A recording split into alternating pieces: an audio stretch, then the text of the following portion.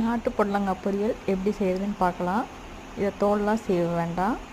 இதை கட் பண்ணிவிட்டு நடுவில் இருக்க விதையை எடுத்துகிட்டு இந்த மாதிரி சின்ன சின்ன பீசஸாக கட் பண்ணிக்கோங்க.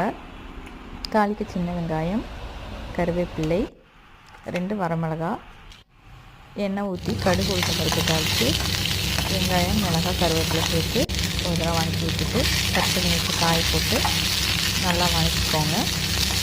அதுக்கடுத்து தேவையான அளவு மஞ்சள்தூள், உப்பு இது ரெண்டையும் போட்டு ஒரு தடவை நல்லா மிக்ஸ் பண்ணி விட்டுருங்க. காய் தண்ணி விடும். கொஞ்சம் தண்ணி விட்டதுக்கப்புறம் அளவாக தேவையான அளவுக்கு கொஞ்சமாக தண்ணி விட்டு வேக வைக்கணும். ஓப்பன்லேயும் வேக வைக்கலாம், இந்த மாதிரி மூடி போட்டு வேக வைக்கலாம். வெந்ததுக்கப்புறம் ஒரு தடவை திரட்டி விட்டுட்டு தேவையான அளவு தேங்காய் பூ போட்டு மிக்ஸ் பண்ணி விட்டிங்கன்னா நாட்டு புடலங்காய் பொரியல் ரெடி.